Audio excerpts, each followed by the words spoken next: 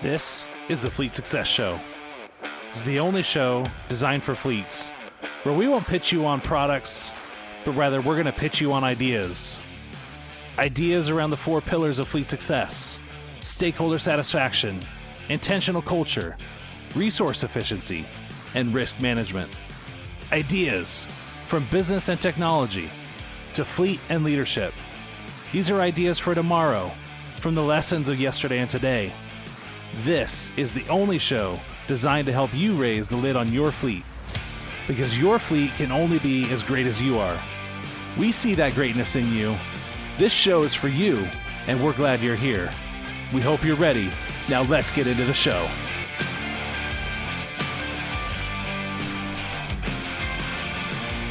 All right, welcome back for another episode of the Fleet Success Show with your host, Josh Turley and Jeff Jenkins. Hey, how's it going? Good.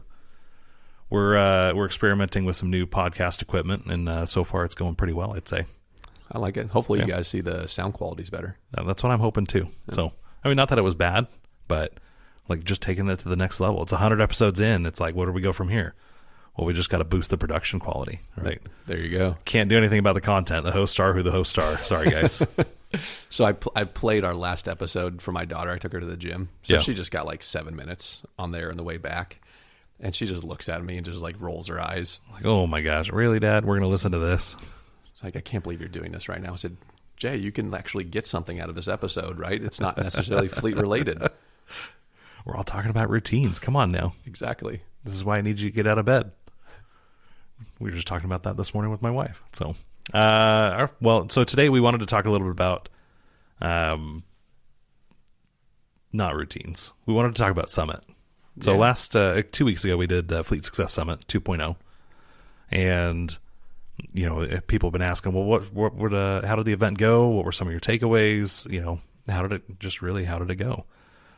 So we wanted to kind of share that with our listeners, some of our key highlights and takeaways, things that we got out of it, things we heard from those who attended, what they got out of it, and why you should definitely make a point to try to plan for it for next year. We don't have any dates or any announcements yet, but definitely be thinking about it, and in this kind of content where you can go find this in the future. So Jeff, we had 13 different sessions, 12 different speakers. I had the lucky privilege of going twice. Yep.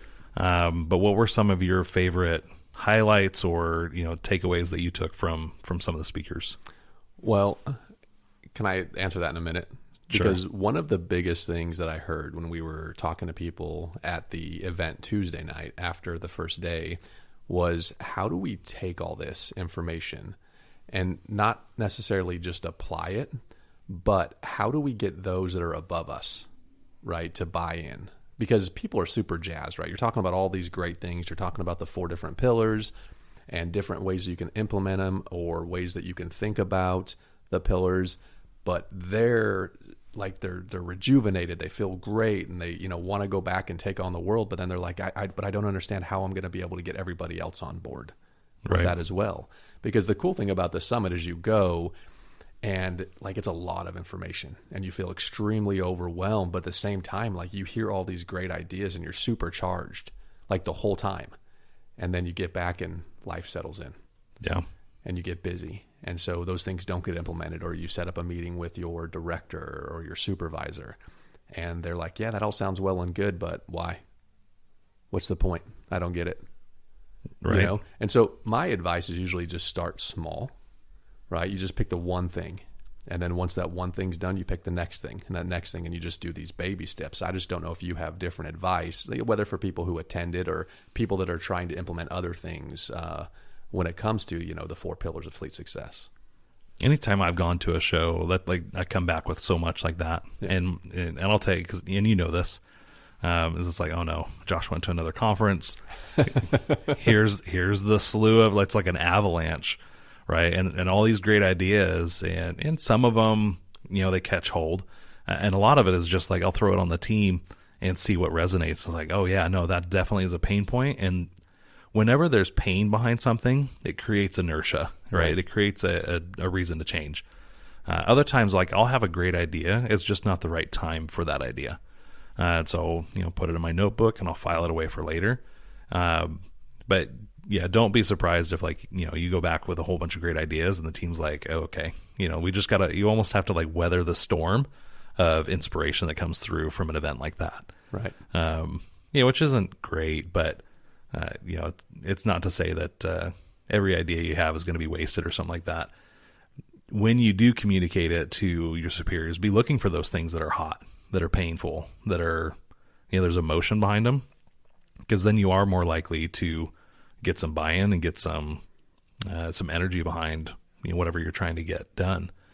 And if you can show some small wins, so I like what you said about start small, get some quick wins under your belt, because the faster you can get some wins under your belt, the more momentum you start building. Yep. Right? And that's really all this is a momentum game, because you're trying to get people aligned behind you. You're trying to get people bought into what you're talking about, and you just keep pushing.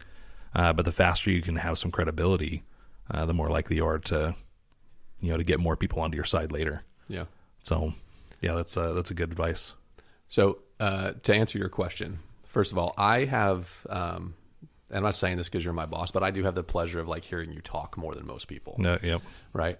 But you set a very, very good tone when you open up those things, right? Because you talk about like the broad picture and how people, how you receive the information, right? So, yeah. Hey, at the end of every talk, we're writing down our biggest thing that we got that was a takeaway. And that was totally just like an off the cuff, like, how do I make sure they're getting something out of this? Oh, I know this is something I've done in the past. Right. Didn't even put in my slides. It was just like, okay, after the end of every session, we're doing key takeaways, and that totally was like a spur of the moment thing. And then it was like, once you say it, now you've got to say it at the end of every session. Right. Yeah. So not just for mine. Yeah, exactly. Well, no, it was good because it forced people, like once they knew you were doing that, I think people, not necessarily they weren't going to pay attention before, but I think it forced them to really dive deeper into what they were looking to take out of each individual speaker. Right. And you could see like the intensity, I guess, sometimes when people were listening and what they were paying attention to specifically. Yeah. But it would be very hard to call out like one specific, I think, person or topic on, hey, this was the most impactful. Now, but if I was to do that and I was like, you were saying, hey, you have to pick one. Here's the one that I would pick is I would pick the conversation about data analytics that Mark gave. Yeah. And the main reason I say that is because I can read a P&L and I can, make decisions financially. But when it comes to overall metrics, I usually struggle with like how to put them together and that kind of thing. Right. Yep. But Mark has this way of talking about data and analytics in a way that, one, he makes it so it's relatable to everybody and it's easier to understand, but the fire behind it about the importance. Right. Because what's you can't make decisions if you don't have the data. Right. Well, you can make a decision. You just don't know if it's the right decision or not. And I think that people, if they better understood like all the different stuff that they've got going on through the data that they have, the decisions would be so much easier to make. Yeah. But how do you compile all that in there? Or what do you need? Or what are the main focus points when it comes to data? So kind of outlining some of those for people to be able to take away and go back and be like, okay, well, here are the things I need to concentrate when it comes to looking at data and then making positive decisions. Like I think people needed to hear that. Yeah.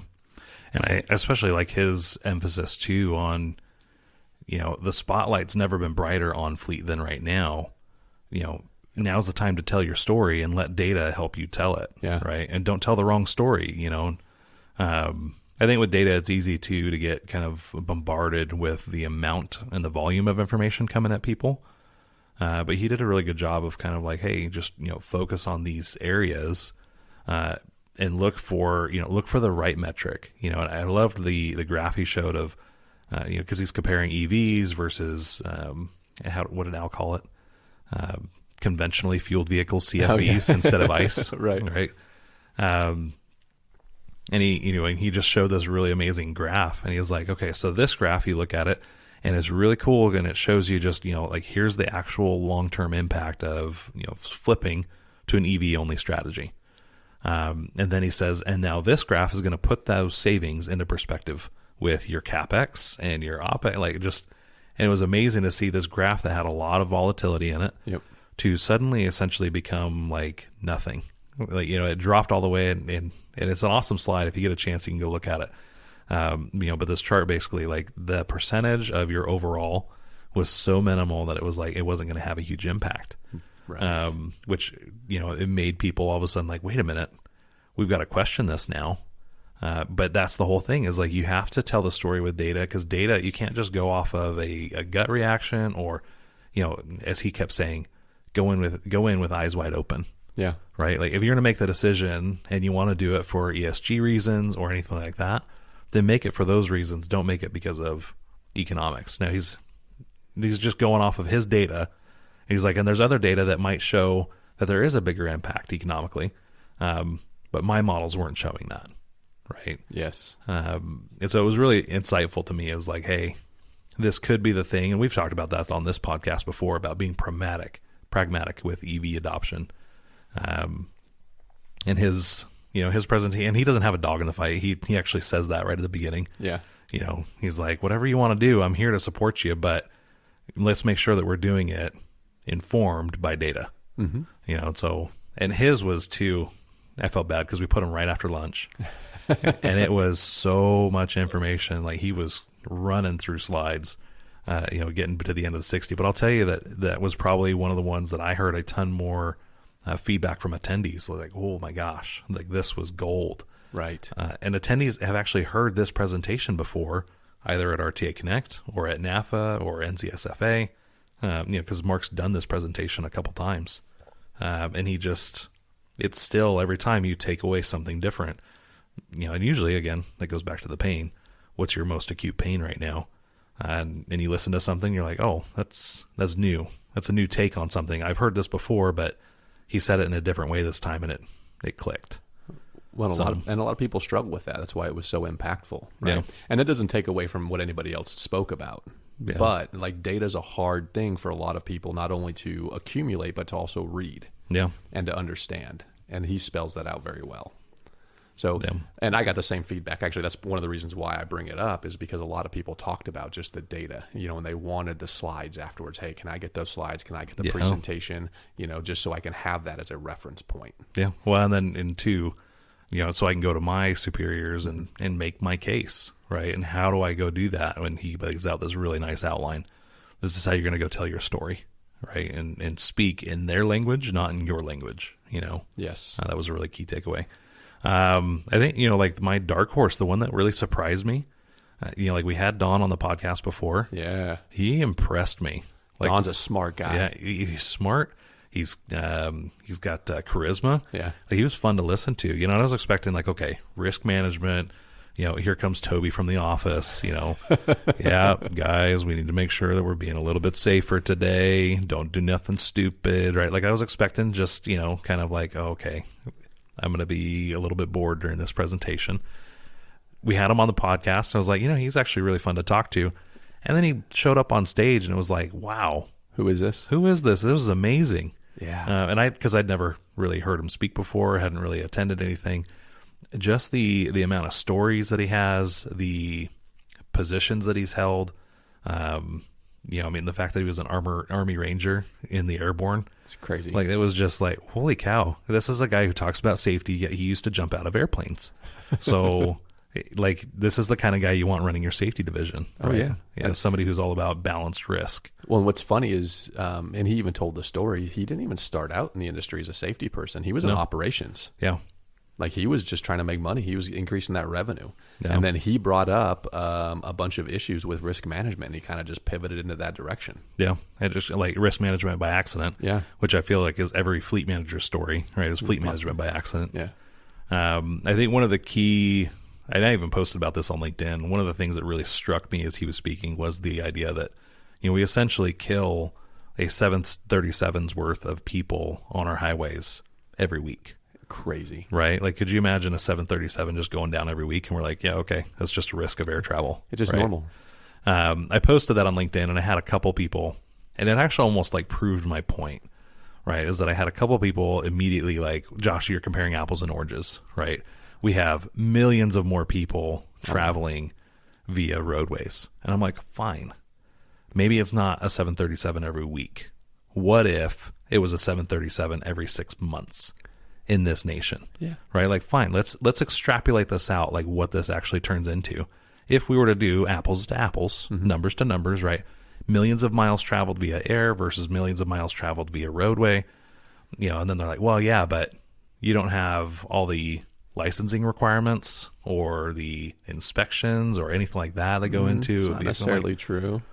But my point is they were totally fine with that. Right. But if it happened every 6 months, it'd be a front page story on the news for weeks. Oh, for sure. Right. But it's not a big deal because it happens in like 1s, 2s, 3s, 4s. Well, and we keep calling it what?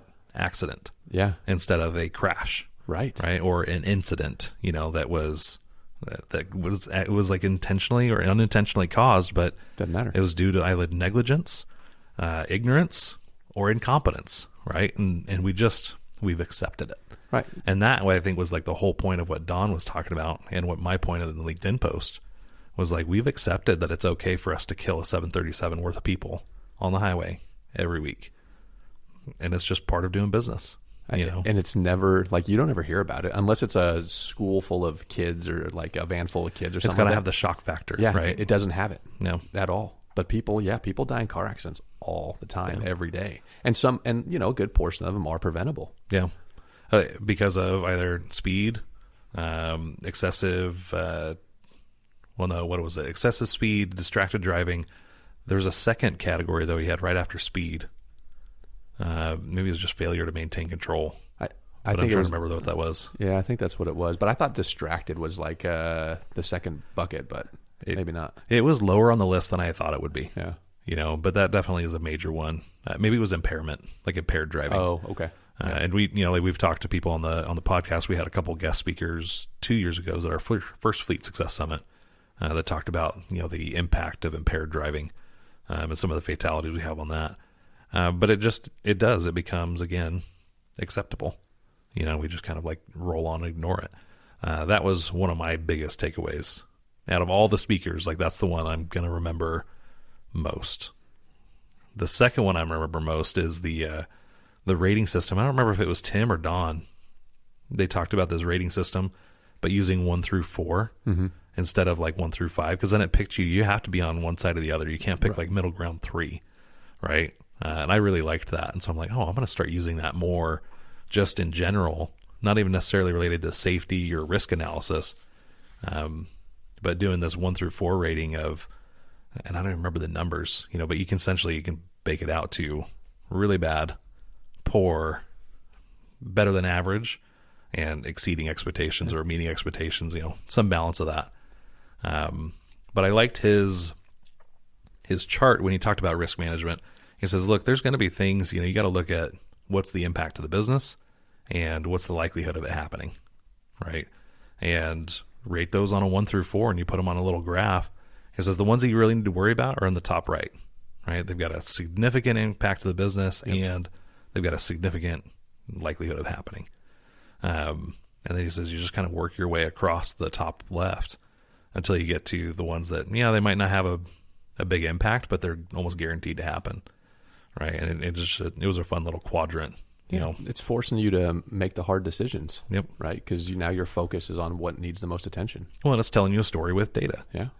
And it's a way to kind of quantify things into buckets that it's hard to ignore and just say, well, I don't know what to focus on first, or, like I'm just paralyzed by all these different options. It creates you just create organization out of it. And from there, it's a lot easier to make decisions. It's the same thing that Mark was talking about. You have all this data. You got to be able to organize it into a way that is easy to understand, interpret, and then make decisions based off of. So yeah. No, I think that was Tim. I don't want to misquote, but I didn't think it was Tim. I think it was Tim too. Yeah. Sam was great as always. I think he was probably our favorite speaker based on the feedback we got. Sam's just got a way of like connecting with people that a lot of don't, and it's like a little self-deprecation. It's a little bit of humor, right? And then the passion. Yeah. Sam displays a lot of passion about learning and people development. And you can really, and it's through his own story, right? Because he had the experience of starting pretty much like at nothing. Right. And then he's kind of worked himself up into this like, hey, I've read all these books. I've taken all these different ideas. I've tried to apply them to myself. And now at Dutch Brothers, I'm trying to help, these other people who start at minimum wage jobs essentially become more successful in life. And like you can just feel his passion when he talks about people and how much he cares about them. And it's genuine. Yeah. Right. And I think that that combination of genuine passion just resonates with people. It triggers something in them, and they're just like, man, he was just awesome. And I felt moved by that. There was another moment, and I don't remember if it might've been, was it after Sam? Might've been after Anita. But we had one of the attendees, basically talk about investing in the people beside him. Yep. Right. And like he brought his whole team. So there was 5 of them from this one city that showed up. And, as he was talking about his team, it became intensely emotional, got really choked up. Yep. There's probably dead airspace for about 10, 15 seconds, as he was gathering his thoughts and feelings. And that was a moment because I think everybody in the crowd could feel that. Oh yeah. And I'm like, and you want to know what those guys are going to do for him, right? They're going to go to war for that guy. Right. Because they know he cares about them and genuinely wants to see them succeed. It was just definitely one of those, like, did you feel that? Like, don't let that moment slip. You got to feel that and recognize what you want to be, because that's it right there. Yeah. Everybody, like it was not gonna say uncomfortable, but it was like a wow moment. It pricked you a little bit. It did. And the prick came when he paused, because you knew he was composing himself from the emotion and the love that he had for those, because he had 2 people on each side of him. Yeah. Right. So the love for those people. And then, I went from looking at him to the people that were next to him, and they stopped looking at him because they were getting emotional. Yep. Right. They kind of looked away because they didn't want to have that outward display. Right. Well, and I would venture to say that you probably don't see that at any other fleet conference you go to. Doubtful. Yeah. Right. And that's the kind of thing that we're working on is the people, right? Is the people aspect of it. And I think that came through loud and clear. I think we only had 3 speakers really talk about intentional culture, but it ended up seeping into almost everybody's presentations, whether it was risk management, resource efficiency, stakeholder satisfaction. I felt like intentional culture ended up almost removing itself as a pillar of fleet success and becoming like the foundation of fleet success. Well, I think you could classify it as that. Yeah. Like that, the feedback that we get, and it is not really just at the summit, but it's when we talk to people, it always gets back to the culture. And it always gets back to, we don't have one, or we have one, but no one cares about it or focuses on it. And, we've got all these problems because of it. And, people need it. Yeah. They're just like longing and grasping for something to hold on to when it comes to creating a good environment that people want to work in and that they want to actually come to every day. And it's hard. Yeah. And it's hard. And I think that's why a lot of places it just doesn't exist. Yeah.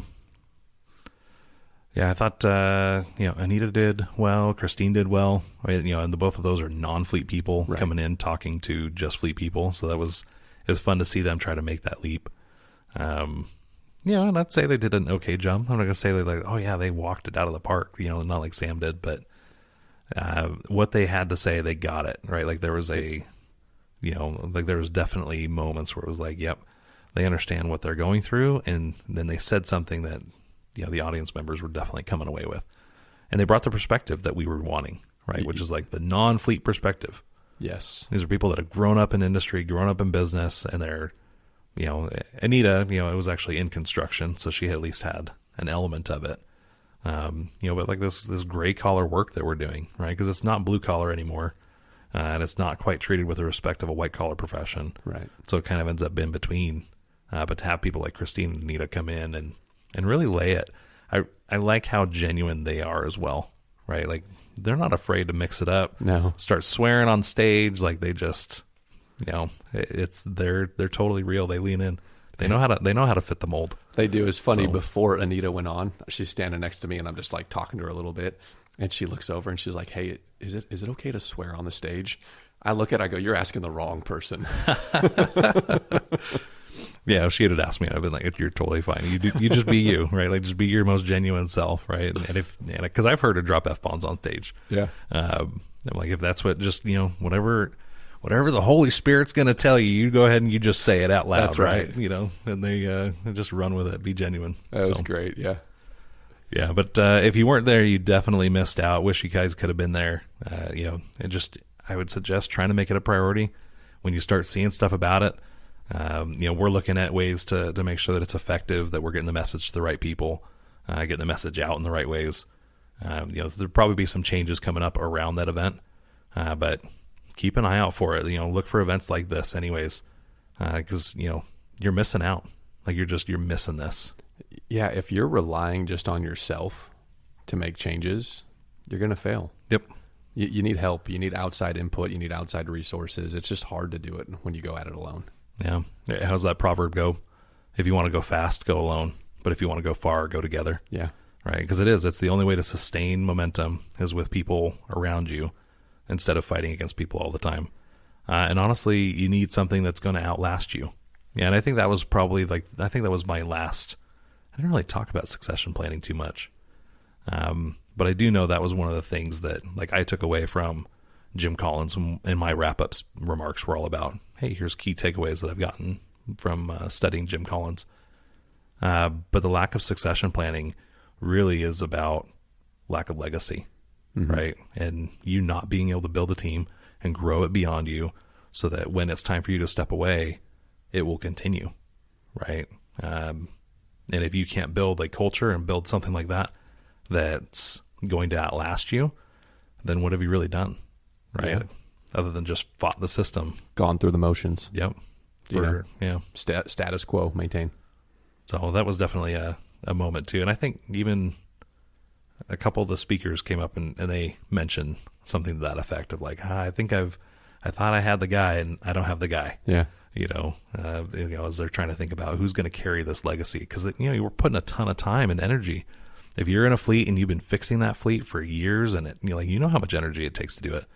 And I know even Mark said something to that. He's like, I held on too long. I didn't get out early enough. And then somebody else was like, yeah, I'm waiting for the day that I can get out because my people aren't ready. Yeah. And it's like, yeah, you've got to get ready for that moment so that when you leave it, it's better than it was when you left it. And the person that you put in charge of it next can make it better than you did. Unfortunately, we see too many where the guy leaves and the person stepping into their shoes just totally, decapitates that organization. I've seen it with my customers. We've got some local counties here that I know exactly when the moment shifted. The focus changes, right? Yeah. And the focus, the culture, the personality, all of it. Yeah, you can definitely tell, especially when the focus goes off of people to things. That's when you start to see a lot of detraction in an organization. Yeah. The little things. And that actually came out of a conversation versus an actual session. But that whole idea, and it was the same gentleman who was talking about his people, right? He's talking about, hey, I'm going to be stepping aside here in the future, and he's got to build a legacy. And what do we want our legacy to be? So that was a fun takeaway. Yeah. And listen, I love the speakers, but the conversations afterwards, just hearing what people took away from the individual speakers or what resonated, most with them is fantastic because everybody had a different, most pivotal moment from some speaker, right? They were not the same.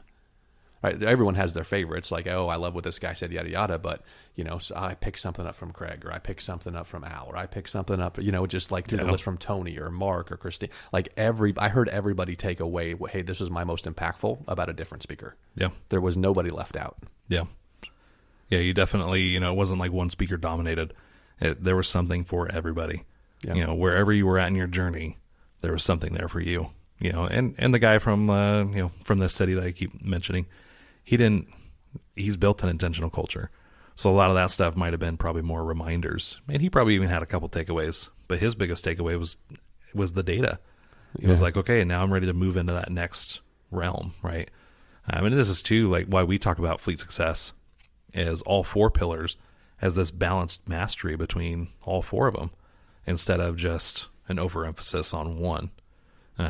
We probably are trying to make up a little bit for the lack of focus on this, Like we spend a lot of time on intentional culture. Well, we do, because I think most people, like you said, that they don't focus on it. There's no attention given to it. But it's not more important. Exactly. Right. Like you do have to still balance the other 3 or 4. Otherwise you're going to end up, I do remember saying this in my opening remarks, right? Was you might think you have a great culture, but if your team's not winning and you're not meeting your goals and you're not, beating whatever, then you don't have as great a culture as you think, right? Because you've got to have both. You can have a healthy organization, but a truly healthy organization is meeting its goals and meeting, like doing what it says it's going to do. Mm-hmm.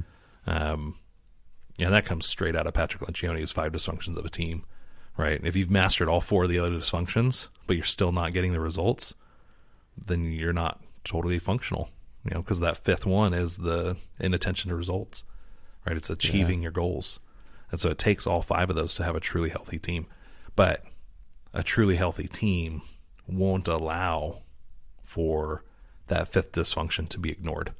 Right. And so that's, and I think that's kind of the point of that statement, right? Which is, if you think you have a truly healthy organization and you have a truly great culture, it's not going to allow you to ignore missed targets, over cost overruns or things like that, right? If you have a goal as a company to, get your PM compliance done on time, or improve your customer satisfaction ratings, or any number of things in fleet, but you're not getting those goals, your culture's not where it needs to be. And I think that's why we always go back to it, is because a truly healthy culture won't let you do that, right? It won't let you miss it. It won't let you ignore it. Yeah. So maybe it is the foundation. Maybe we got to blow up this whole model now. Oh my gosh. Damn it. All right. Just when you thought you had something figured out, right? Totally. That happens a lot, actually, you guys. My executive team's like, "Wow, no, he did it again. We're starting over." All right. Well, that's going to wrap it up for this episode. Again, make sure to be looking for this. Come check out the playbook if you're tuning in for the first time. You can go fleetsuccessplaybook.com. Go request a copy out there. 3rd edition is going to be coming out here pretty soon. Yes, and we had to do a 3rd edition because nothing's ever perfect, I guess. We're working on it, though. Yeah, we are. And then be on the lookout for any news Fleet Success Summit related. Otherwise, share the podcast. Let other people know about the movement, what we have going on around here with intentional culture, stakeholder satisfaction, risk management, and resource efficiency. And really not in that order. I could probably say them in any order because I just flipped up the order right there too. It wasn't even 1, 2, 3, 4. Yeah. Well, I mean, there is no order. So there's no order. So, all right. Until next time, guys. Hey, take care. Thanks. We hope you enjoyed this edition of the Fleet Success Show. Rate it. Go subscribe to it. You know the drill. Be sure to share your best takeaways with your peers because nobody walks the road to greatness alone. Now, get moving, go and be the great fleet leaders that we know you are. Until next time.